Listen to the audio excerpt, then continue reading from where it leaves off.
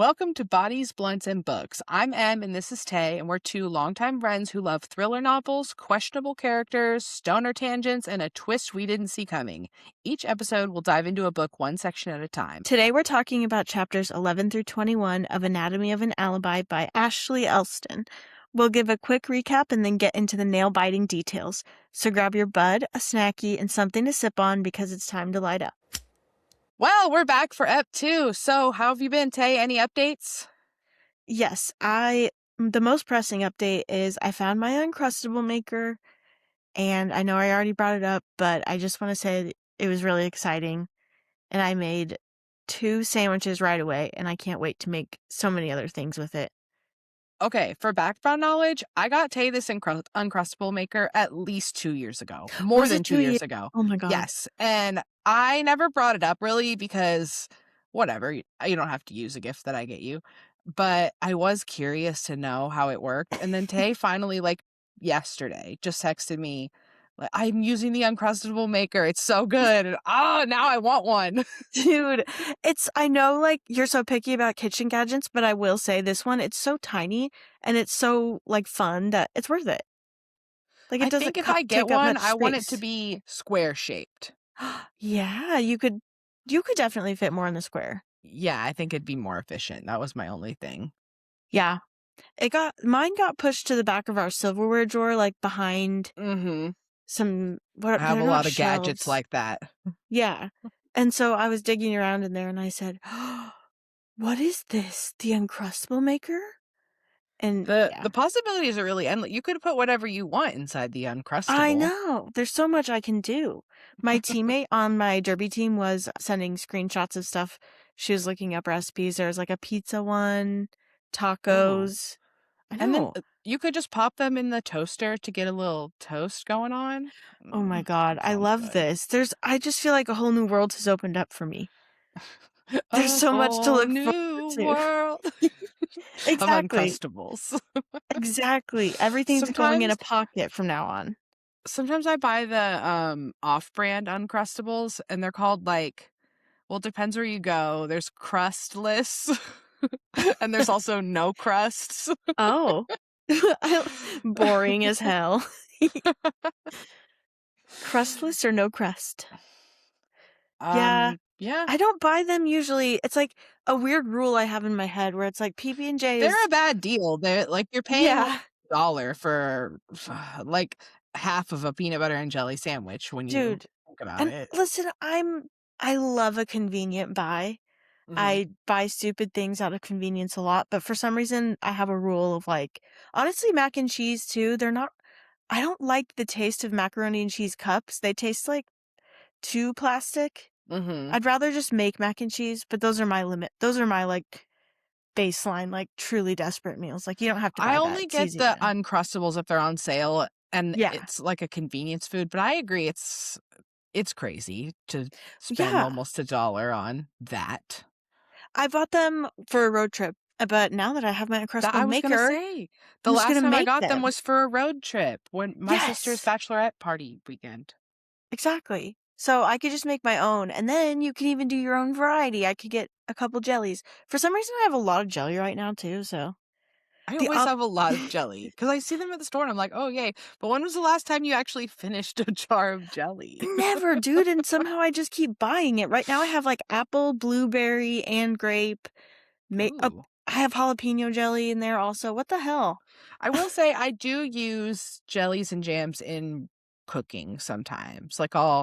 If I do coconut shrimp, I make a sauce using orange marmalade and like horseradish. So stuff like that. Or like on a charcuterie board, sometimes I'll do Oh yeah.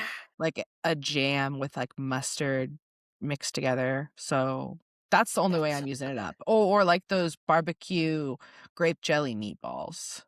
Oh my God, dude, all of this sounds so good.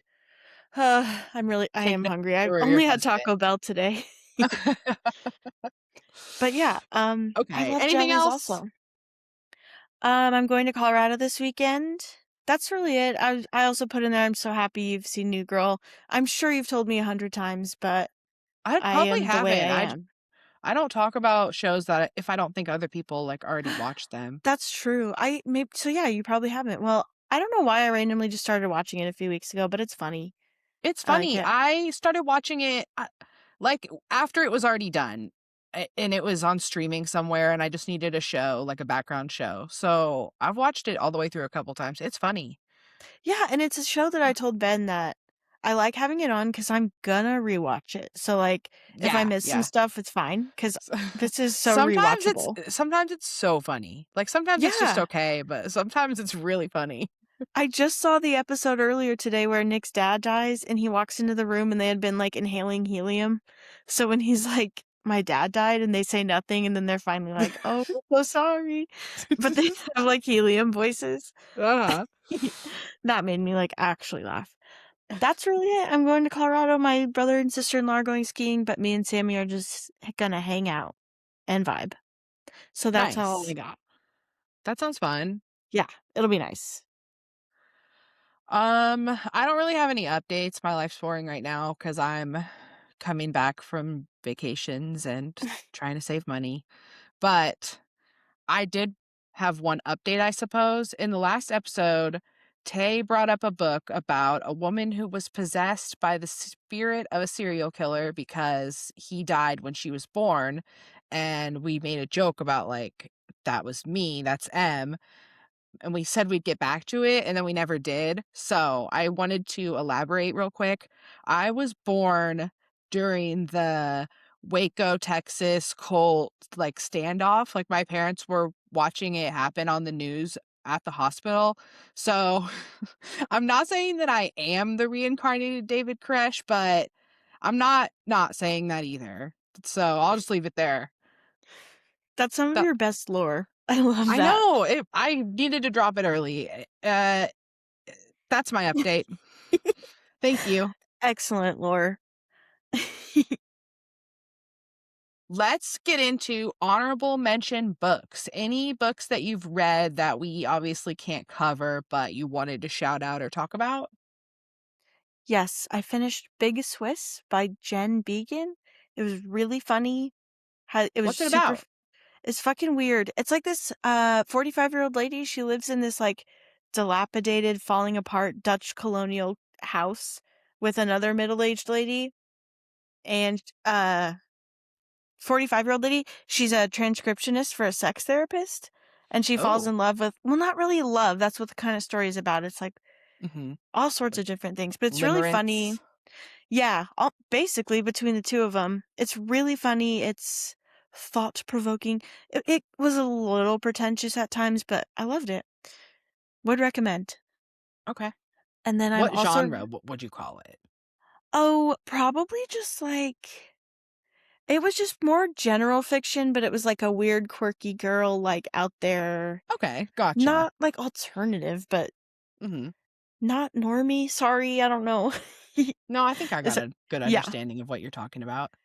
Yeah, I liked it though. I'm also reading Game Changer. I'm gonna try and finish it tonight actually, because I think I have like 100 pages left. It's hot, Uh, it's cute. okay, wait, I'm high. Remind me which one that is from the Heated Rivalry series. The very first one with Scott and Kip. Okay, okay, that's what I Yeah. thought. Kip and Scott's story.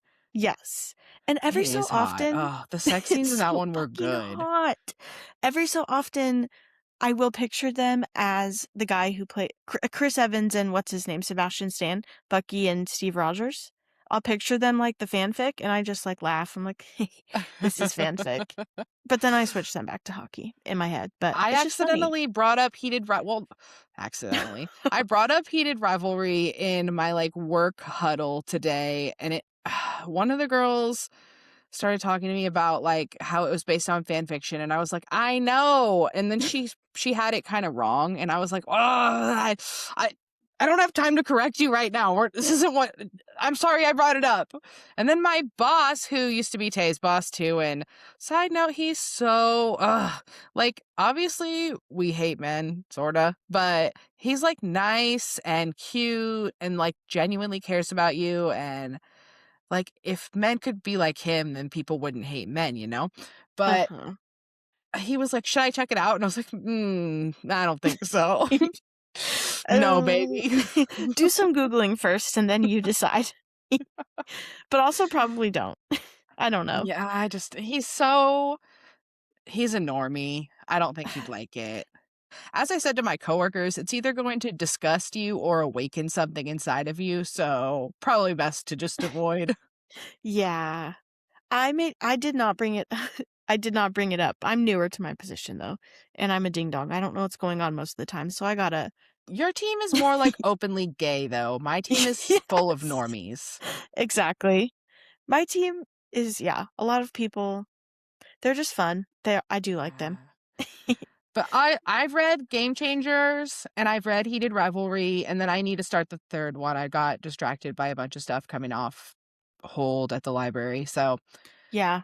Same. um, I had to Game get through Changers was big hot. semesters.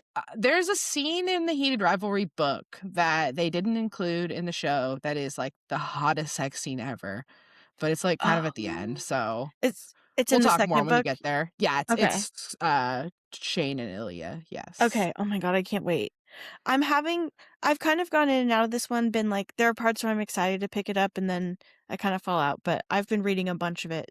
Like I'm finally in it. I don't So, always want to read smut. Like sometimes I'm like, I'm just it's trying to live my a lot. life. I don't need to be horny right Yeah. now.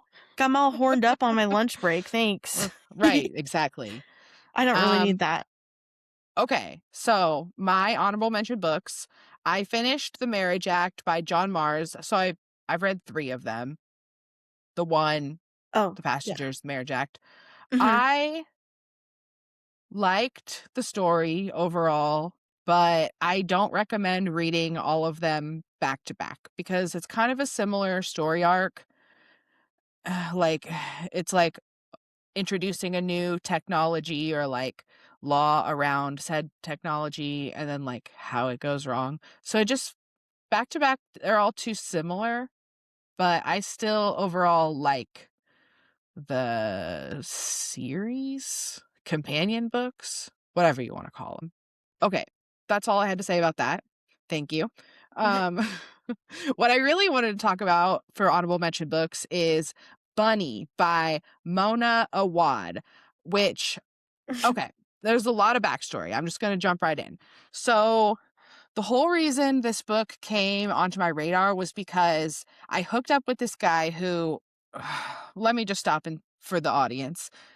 My husband and I have an open relationship and always have, so there's no drama there, but background information. Anyway, Mhm. Good to um, know. so the whole reason this book came onto my radar was because I hooked up with this guy who I met on a dating app, and he drove kind of a long way to come over like in the middle of the night to no recip me. And do I need to explain what no recip is? I think I do. Yeah, dude.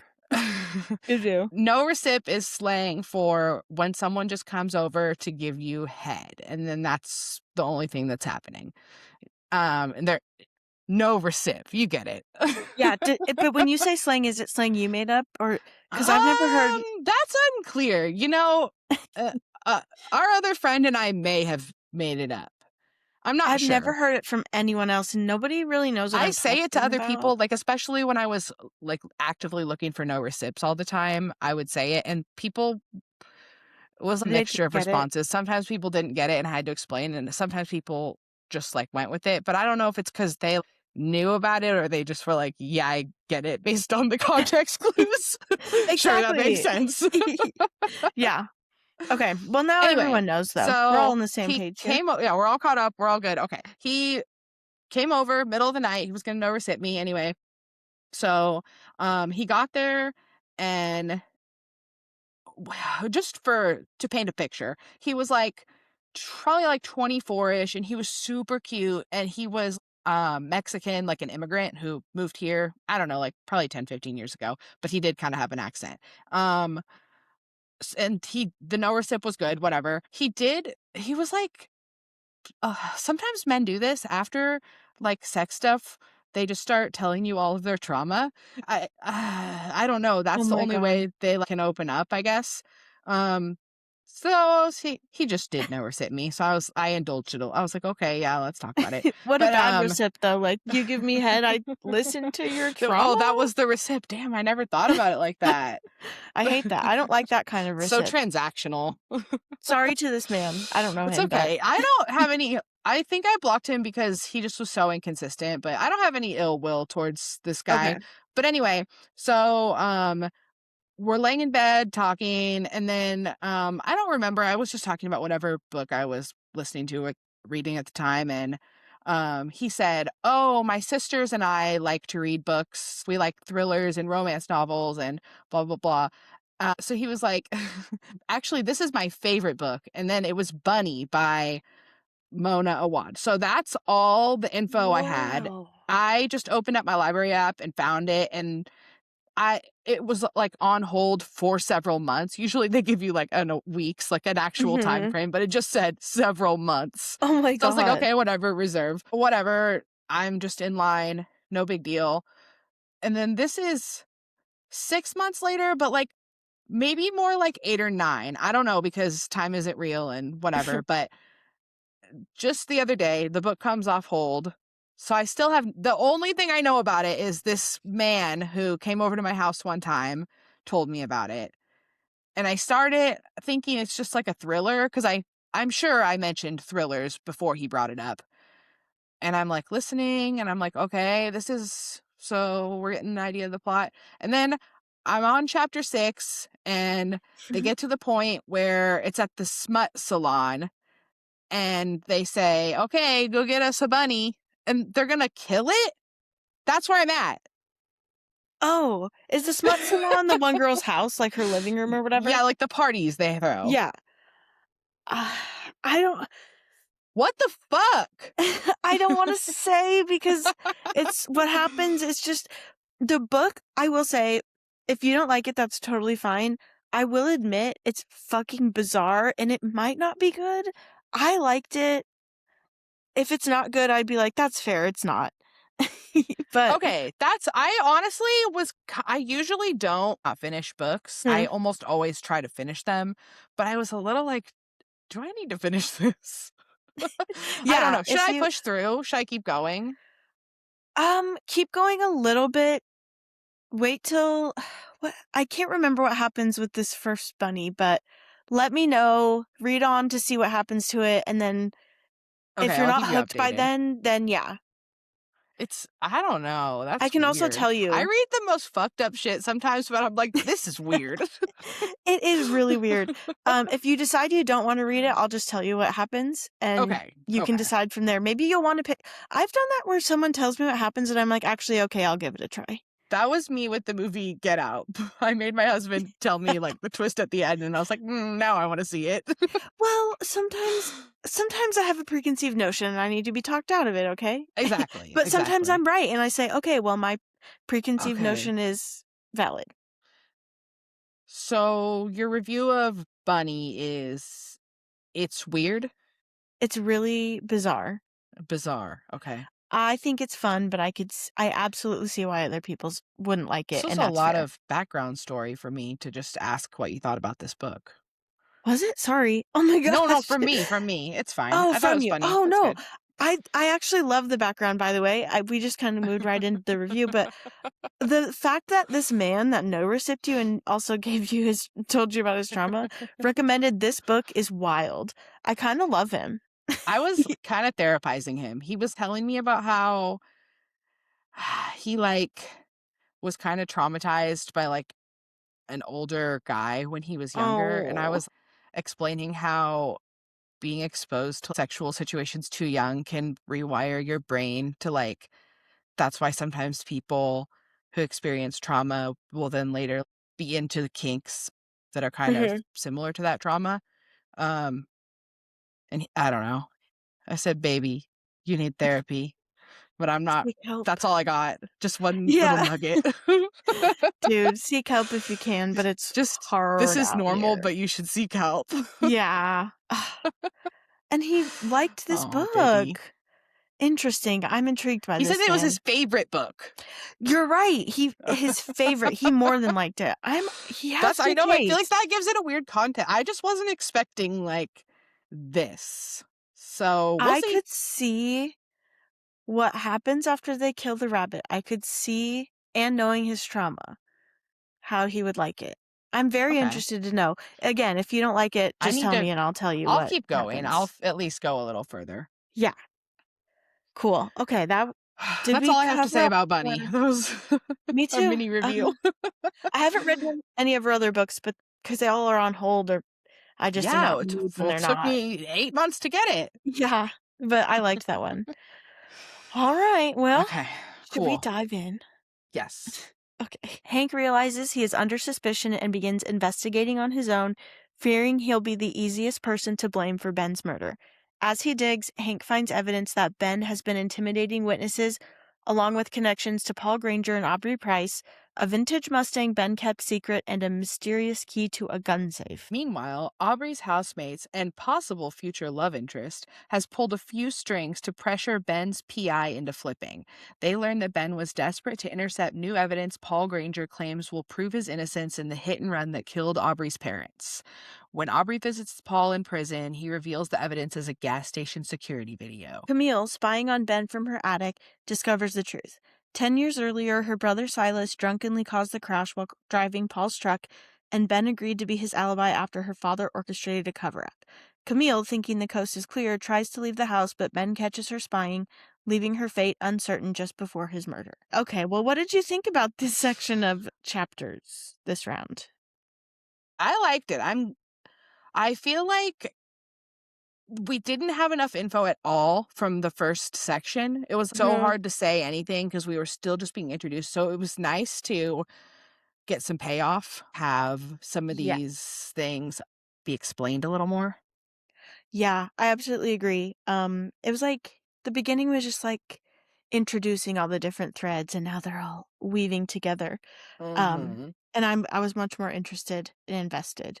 Um, we've already discussed how this book has so many characters. Are you struggling to keep track of them, Em? Yeah, kind of. Like, taking notes for the podcast really helps because on my second listen through this section, I was like, "Who the fuck is Deacon?" And I think usually when I'm reading or listening to audiobooks, I just will push I'm like, "I don't know who the fuck is Deacon," and then I just keep going because 'cause I'm just casually listening or whatever. So it's kinda cool to, Yeah. like, nerd out and be like, "No, really, who the fuck is," and then go back, "Oh, that guy, sure, gotcha. He was the Yeah. one who in section 1 came to pick her up from work late at night. Got it."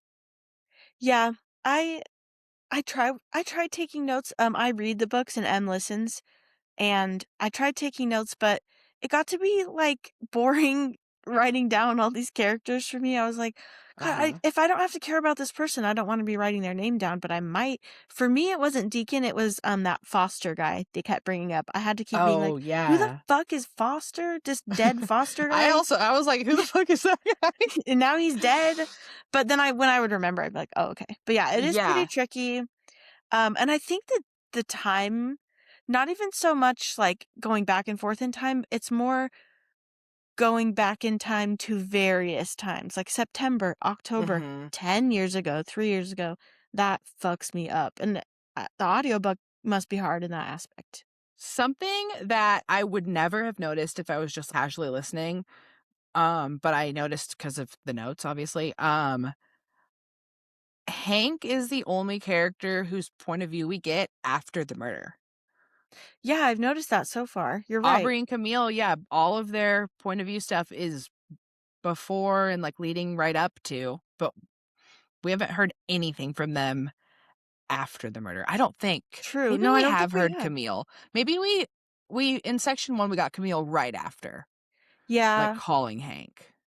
We get Camille when she's, oh, day of. Yeah. We don't really have her after. You're right. Yeah, So but it's yeah, Hank and everything that's after Camille. is like him coming from Hank's point of view. I don't know, Yeah. I don't think I would have noticed that if I We don't hadn't have been any from taking Aubrey though notes. either, right? No, we only get Aubrey Past. beforehand. Yeah, Yeah, past tense Aubrey. and Okay. day of Alibi stuff. Oh my god. This is funny, I'm high 'cause I'm like, "Did you already say what's her name? Camille?" No, Aubrey. Oh my god. We're on the same page, though. It's a lot to keep track of. It is worth it, though. I think that's my thing about books is I might complain about something like that, but if the plot and the characters are likable enough that I wanna push through, then it's worth it to be mildly inconvenienced. Oh, definitely. And like I said, usually if I'm just casually I'll just, like, push on and be like, "I don't know, I'm confused. Hopefully I'll Yeah, understand later." and usually they click together later, but I just don't like Mhm. missing small things, but it happens. It's reading's just for fun, who cares? Oh yeah, I said when it's juicy, oh boy, it's juicy. 'Cause sometimes it can be a lot with all the jumping around, but Yes, definitely. but yeah. Okay, next question. Was there a moment in this section that genuinely surprised you? Yeah, I was actually surprised by Margaret. That's Silas's wife, right? I was surprised when Yes. she showed up. When With she showed up at Ben's Ben and house? Okay, Camille's, yeah. gotcha.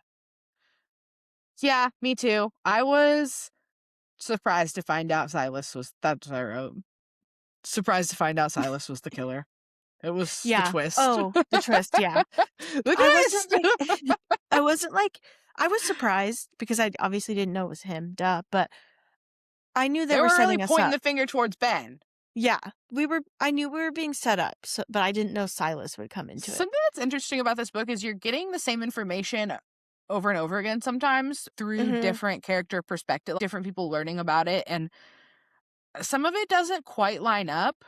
Like the whole thing with Ben interacting with Shane and Eddie or Sean and Eddie, I don't remember. Yeah. I'm This honestly two confused stories about don't that. exactly line up. I don't quite know why he's after them because it seems like he didn't know about Aubrey when he contacted them. Yeah, I'm I not think sure. that's sometimes when you do a book like this, it can suffer in that way because it's like, I don't like, Well, I you're thought keeping maybe it was us. intentional, maybe where someone's Oh, misleading someone on yeah, purpose. It's too early to say, though, but I don't sometimes it's know. like, I'm too in the dark, and I'm like, "What? Mhm. Like, why is Aubrey involved at all?" One But thing we're gonna being find a out. an audiobook listener over actually reading is sometimes I'm like, "I don't know how to spell this person's name." In my Oh. notes, I was spelling Silas with a Y, but then, in my show notes, like, for myself, I started spelling it with an I. Oh, yeah, it is with an I, you're right. Okay, good to know for the future. Was there anything else that surprised you, though, that you wanted to bring up? Not at this moment. Actually, I think I was kind of surprised by Camille's dad's backstory. I not terribly surprised, but when that's when all the corruption is really revealed, which Mhm. kind of does lead me into my next point a little bit. Camille mentions that she grew apart from her college friends because Ben didn't like them and they didn't really like Ben. And so I thought that was probably a red flag against Ben. And I was wondering if you think that's part of like his control over Camille or maybe just a coincidence. And I was also wondering if you think Ben keeps tabs on Camille and tries to control her because she's hiding something. And maybe he was like, I don't want you to have these friends because they might know something they shouldn't that I you're think it's hiding. a little bit of both. So I think that he doesn't want her to have her own friends because yeah, for like the control purpose. Like it's he doesn't like her friends because they are in her ear telling her things that he doesn't want her to think or whatever. Yeah. So like for sure red flag there. But I think honestly Ben doesn't view Camille as smart or independent. The way he talks about her, he thinks she's dumb and she's Mhm. happy to turn a blind eye to her family's corruption as long as she gets to live off the teat or whatever. Oh, true. Yeah, he So definitely does see I that. think that's how he views her. He doesn't think she's smart enough to do anything. So I think that his control issues stem from um 2 parts, I guess. Being controlled by her dad and just wanting to keep her in line with that, like, so that Yeah. the dad can't use this info against him if she's acting out, and then also I think just kinda like hurt people, Yeah. he feels controlled, so he wants to exercise control over her to feel more powerful. 2 things can be true. Mhm. Well, and I suggested maybe he wants out of the relationship as well. So I kinda Oh, threw yeah. that out there. I Maybe don't he know. keeps tabs on her. But I I think you're right. think It's more I don't think for him, leaving the relationship is tied to getting out from under, um, what's his name? Her dad's thumb. What's his name? Everett is last name? Randall Everett. Randall Everett, yeah. Yeah, I think first and foremost, he needs to get away from Randall and, like, figure out how to clear his own name or whatever. I think he Yeah. wants to prove that it was Silas who killed. I don't know what his ultimate goal is, but to get out from under Randall, and then he can worry about getting away from Camille.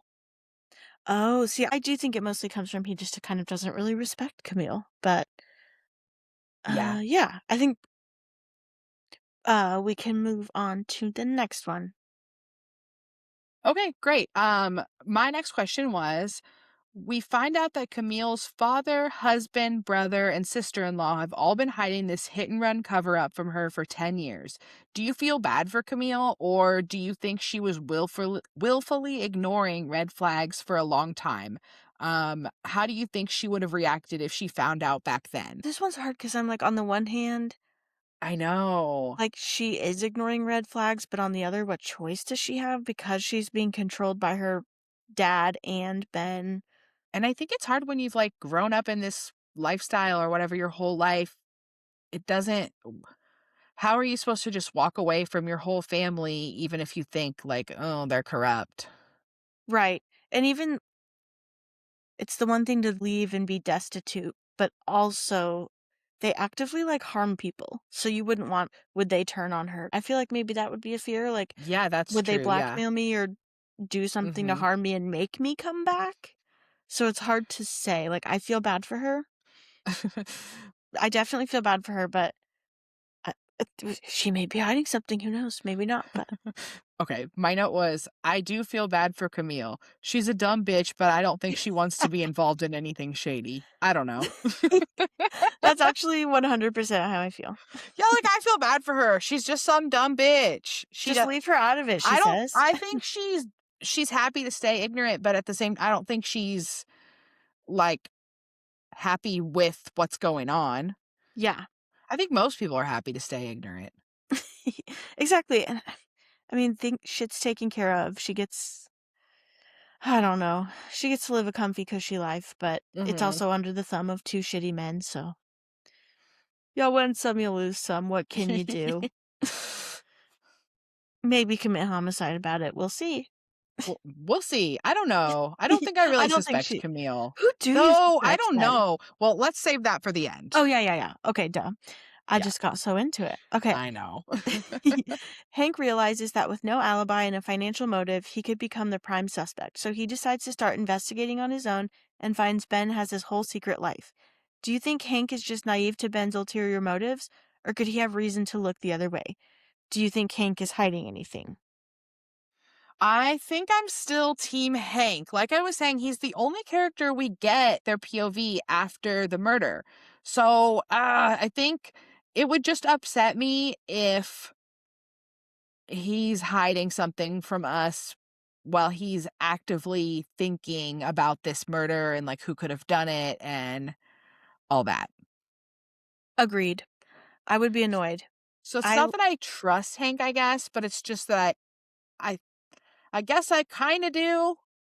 Yeah, do you I can't remember if I missed this or if they even talk about it. Does Hank knows how much sway that, Ben's family has, right?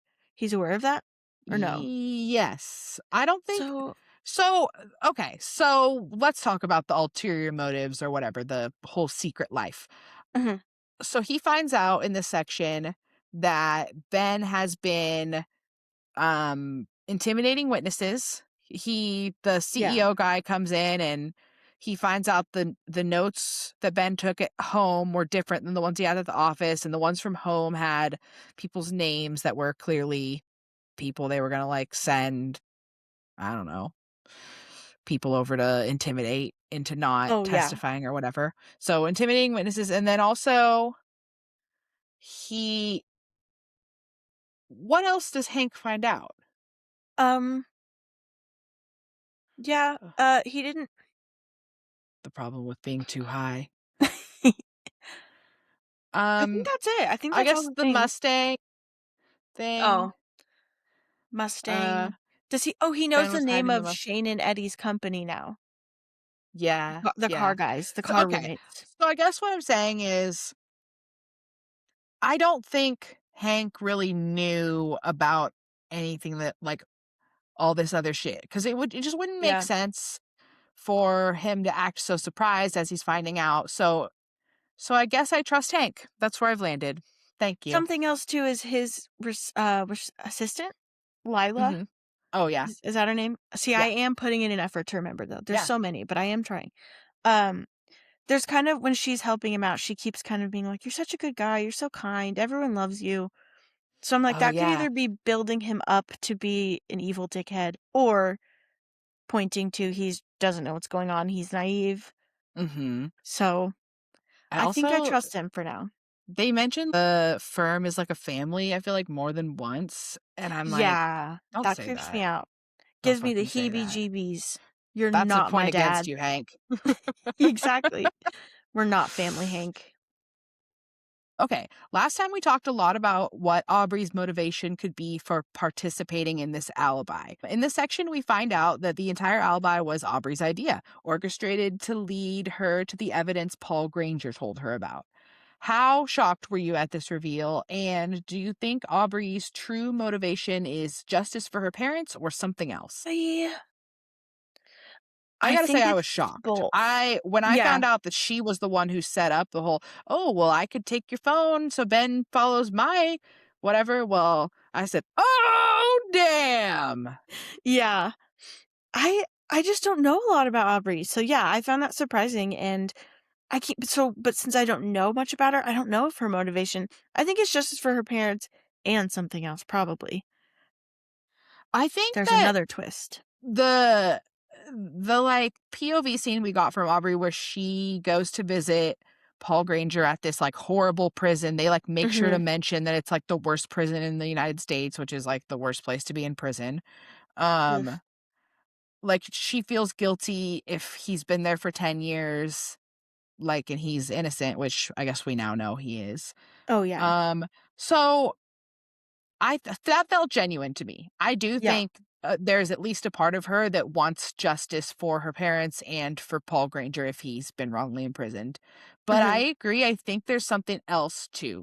I just think the way they're presenting it, where we're not getting any Aubrey POV stuff after the murder, and then also just the way it took this long to even find out why Aubrey was in this, I think Yeah, she's hiding something, or the for author is sure. intentionally hiding stuff from us about her.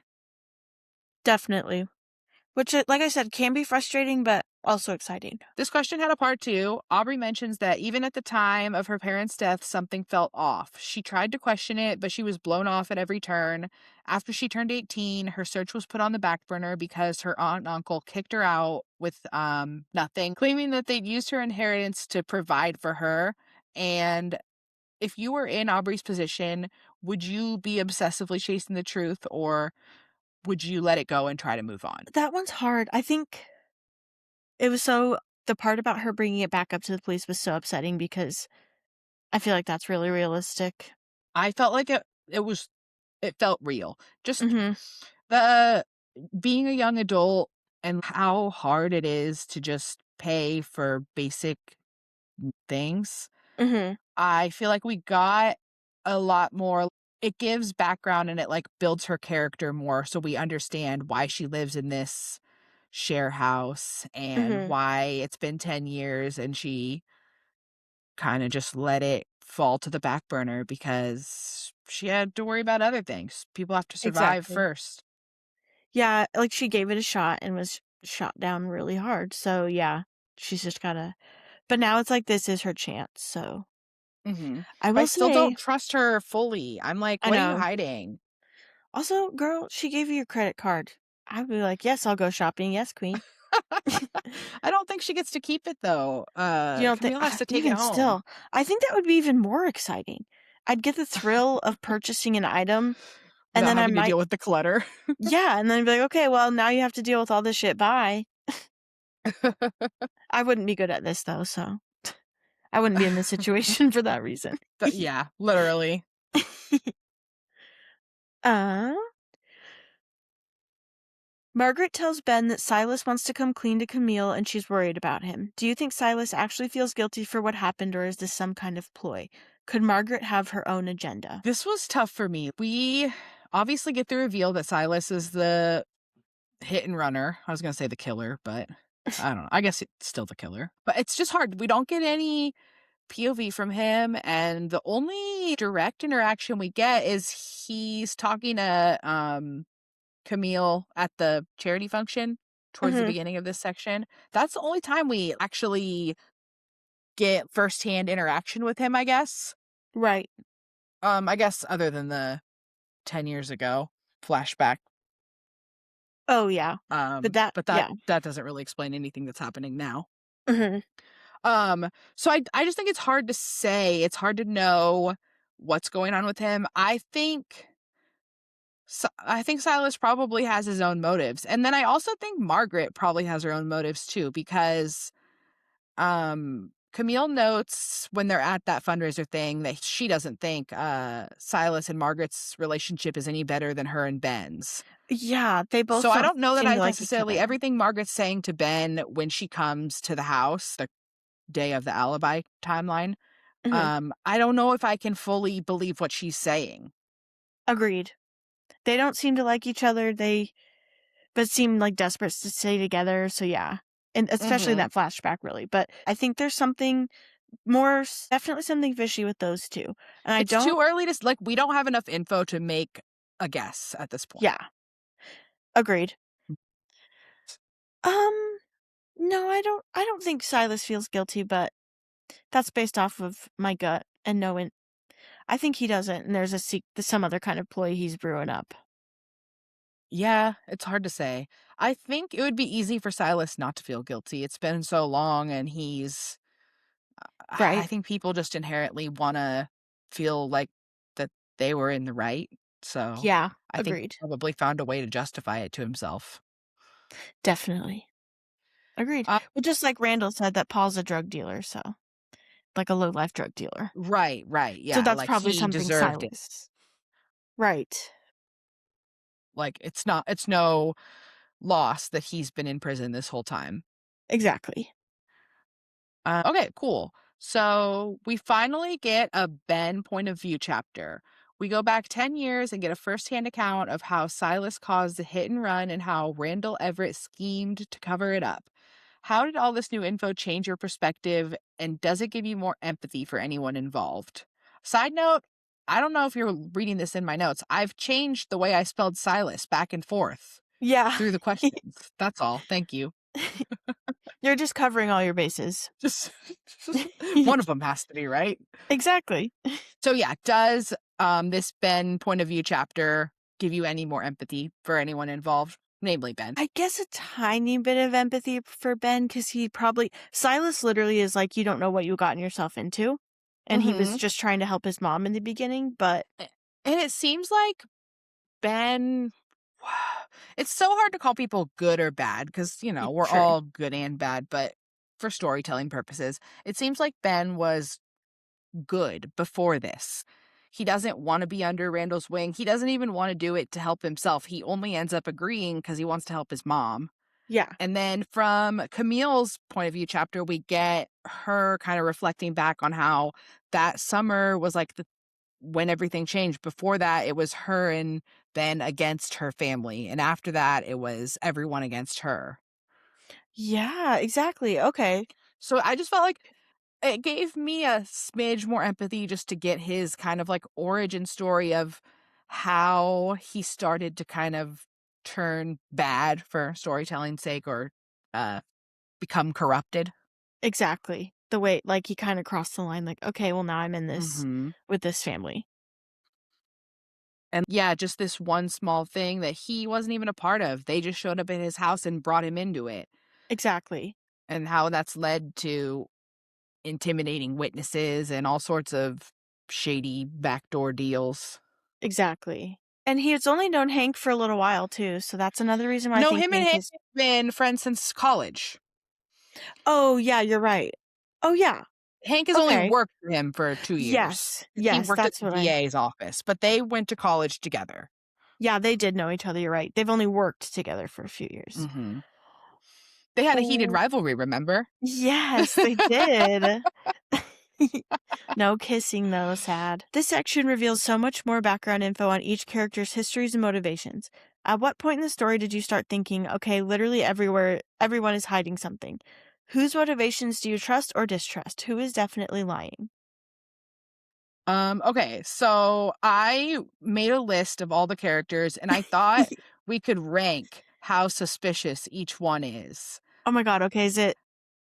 Because literally, I think everyone is hiding something. So I'm just going to throw out a name and then we will talk about how Yes. suspicious you find them. Maybe should we do a scale of 1 to 10? 10 Yeah. is like, you're super suspicious. You definitely did something. And then 1 is like, you're as innocent as fucking Paul Granger, I guess. First, Camille. Oh gosh, how innocent she is. Or no, how suspicious she is. I'm I putting... think, I think Camille, like, I'm going to give her like a 3. Like, I think she's fairly innocent. Okay, I think I'll say 4. I'm going to write down what we say so we can come Yeah. back and do Good this. idea. Okay, I said 3 and you said 4? Yeah. Okay. Aubrey. 6. 6. I find her to be suspicious. She's hiding stuff. I'm gonna go 6 too. Hank. I'd say 2 so far. I can't believe I'm putting this much trust in a man. Okay, But if 2. we're just gonna agree, we don't need to put both of our answers. We agree. I think Hank is a 2 too. Okay. I guess I'll still put them both. Hank, Whatever. don't let me down. Don't do that thing where it's like he turns out he was a man after I all. know. I just feel like uh, he's too much of a POV character to be hiding anything from us, but I guess that's not how it works at all. So Yeah, I we'll trust Hank so see. far. We'll see. Ben. 9. Yeah. Like And we know yeah. he's been doing some shit. Yeah. Okay. Lila. Um 1. I don't think she's involved. Really? I Yeah, don't you know. do? I could see her being like some kind of secret spy. I'm Oh going to my give god. Lila a 4. Okay. Thrilling. I guess we're diverging. You said 1? Yes. Okay. Ben's assistant, Trisha. Girl. I know. This is an in-depth. We're only halfway through. Get used to it. She's a 1. Okay, but she knows about things. She knew that Hank already had the letter of dissolution or whatever. And True. also, I just feel like if Ben's up to shady shit, she probably knows about it. So true. She's a 7. Oh, you're giving her a 7. Okay, what am I gonna do? Is that too high? No, it's your guess. We don't Whatever you know her want. that well either, though, We don't know her so... that well. I'm gonna say 6. 'Kay. Randall Everett. Oh, he's Camille's like dad. 12. Yeah. 12 out of 10. I'm gonna say Sus as 10 hell. because I'm following the rules, but 12. Okay, Okay. perfect. Silas. Well, I think obviously we He's can probably just 10. 10. Yeah, fair that enough. bitch. No matter what. Yeah. Margaret. I'm giving a gut feeling of 8 for her. 8, yeah. I mean, I agree. I think she's pretty suspicious. I think my only, obviously she's suspicious, but does she have her own motivations or are her and Silas tied together? That's my only question. Mm, you know what? I mean, she literally is tied to Silas because she was there at the accident too, so bump that Mhm. bitch up to 10 as well. 10. Oh, okay, I'm giving her a 7. Oh, so you liked... Wait, did I say 8 at first? I can't remember. I don't No, remember. she's up I there. think you said 8. She's Yeah. 10. 10. Okay. Deacon. I have a crush on him, so 1. Me too. Why am I picturing him as like a hottie? I don't know. I don't know either. He's like a I was sensitive bad boy. suspicious of all the roommates in part 1, but honestly, after the way they were like, we got you, like the day of the alibi, I was like, nah, they're ride or dies, love them. Exactly, they're great. I So like them. Deacon, I'm going to give him a 2. Not suspicious. Yeah. Tay, 2? I said 1. 1, okay. Shane and Eddie, or is it Sean? Which one? Do you remember? Shane, yeah. Shane, okay, good. Mhm. Shane and Eddie. They're lumped together because they're always together. I'd say 4. I feel confident in 4. I'm going to say 4 too. I like that. Okay. I mean, if anything, they're just up to their own shenanigans. And good for them. Well, yeah, I thought it was just interesting. I'm curious to find out how they're connected to all this. Because to me, it just seemed like Ben didn't know that they were connected to Aubrey, that they lived with Aubrey Price. Like, that seemed like it was a surprise to him. I know. I kind of got confused with that timeline, if I'm being honest. That's what I'm saying. I'm confused. Like, I feel like it didn't match up exactly with other things we found out. So I'm just curious how that's going to go. Yeah. I hope I next figure it is out. Serenity. To me, she's less suspicious than anyone like involved. So I'm going to give her a 1. Yeah, I agree with 1. She's just here for the vibes. Exactly. Good for her. And to pass out on the And porch. my final character was Kevin Foster. Oh my god. Dead. Dead. But he's 10. involved. 10, yeah. He was involved in the cover-up. For sure. Okay, that was a fun game. I liked that. I thought I would surprise you with it. I almost brought it up earlier, and I was like, no. I liked the surprise. I want to... Oh, there was a part 2. Catch you off guard. Could Paul Granger be the most innocent person in this story? I stole your joke earlier, because I said... it doesn't matter. What'd you say? Did I miss it? I don't really remember. Was I yapping over you? No. That's okay. So, what do you think will happen? What do you hope will happen? Who do you think is the murderer? I think Randall Everett is the murderer. I agree. I think that's where all signs are pointing. I don't think it makes sense that it would be Camille, Aubrey, or Hank. So, if it's not Randall Everett, then it's going to be a big twist. Well, I hope it's a big twist. Yeah, agreed. I love a big twist. Prove us wrong. Yeah, prove me wrong. But if it's Randall Everett, I'll be like, I guessed it.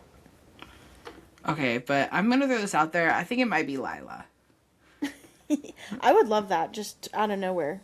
Yes, queen. Girl boss. Slay. Girl boss. Okay, well, cool. I hope the technical difficulties weren't too bad. We'll figure that out later. But that is all for chapters 11 through 21 of Anatomy of an Alibi by Ashley Elston. Next episode will be sparking up a discussion on chapters 22 through 32. Until then, may your blunts be rolled and your plots be twisted. And if you liked this episode, find us on all the social medias at Bodies, Blunts, Books. I'm Tay, and this is Em, and we're Bodies, Blunts, and Books, and we'll see you next time. Bye!